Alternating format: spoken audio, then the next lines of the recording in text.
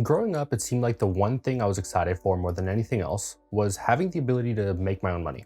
The allure of being able to do whatever I want with my money and never having to ask anyone for permission about what I can and cannot spend my money on was just too much. So I did what every other angsty teen would do, and I went against my parents' advice and I started applying to jobs. However, in the state I live in, you need your school's consent in order to get a job anywhere. So, at the ripe old age of 16, I pretty much started bringing all my job applications to my school and asked for a job permit. But of course, my school declined. Considering the fact that my GPA was hovering around a 2.0, school wasn't super thrilled about the idea of me spending less time in class. But begrudgingly, I waited until I finally turned 18, at which point, the only thing standing between in my way and getting a job was my lack of interviewing skills. However, through an insurmountable amount of empty confidence, I managed to talk my way into my first job in an electronics retailer. At the time, I was offered an amazing $9.25 an hour. But this was it. This was the beginning of the rest of my life as a working class American. Couldn't sleep thinking about all the things I was going to finally be able to buy for myself. Gone were the days of hearing, "We got food at home," every time I wanted fast food.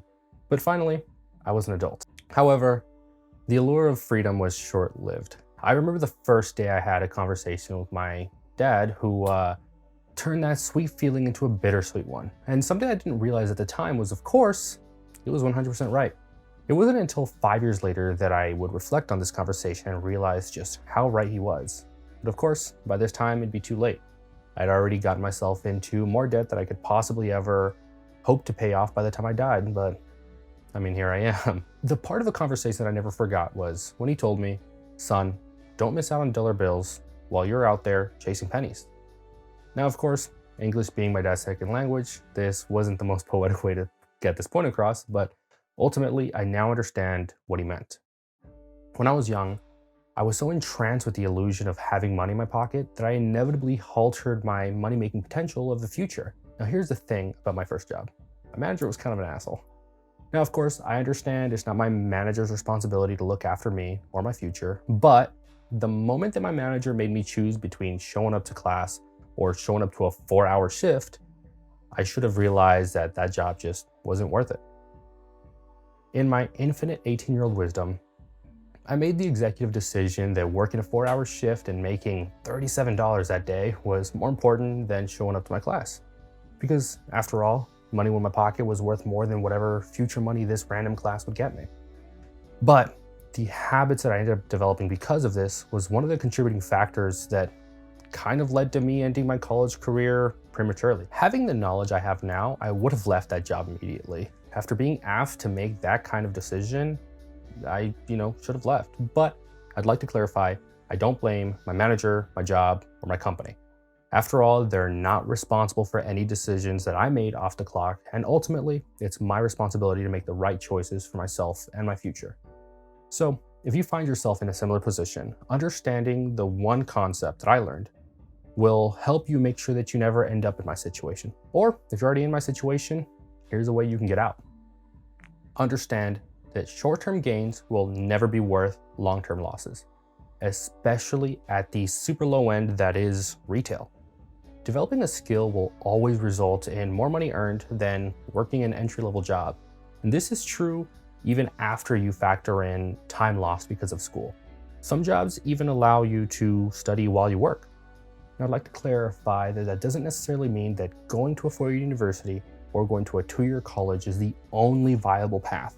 Really, any education will work. And many people have found that going to a trade school makes them more money than even a 4-year degree. For example, the median wage for a journeyman electrician is about $51,000 a year, whereas a liberal arts degree will net you on average about $42,000 a year. An electrician apprenticeship program takes about 4 years to complete, and the best part about it is you could actually go to school while you work. They'll consider hours worked as part of your education, allowing you to earn money and study at the same time. However, a liberal arts degree also takes 4 years, but it would require you to either not work or work in an unrelated field while you study, which isn't always the best when you need to pay bills. And just to be 100% clear, this is not a jab at a liberal arts degree or anyone who holds one. I'm just establishing data that can easily be found on a 2-second Google. So if you're gonna be mad at someone, be mad at Google. But by far, spending less time at work and spending more time learning a new skill was the absolute best decision I ever made as a retail employee. This decision single-handedly allowed me to leave my entry-level job and get into a job where I could potentially turn it into a career if I see fit. So if you're gonna take one thing away from this video, is just remember, you should never sacrifice your future goals for short-term gains. It almost never pans out. So thank you guys for making it to the end of this video. I really appreciate your support. If you want me to make a video kind of like with my exact steps or what I actually did to get out of retail and into a better job, just leave a comment below, like this video. But other than that, again, thank you guys and see you guys in the next one.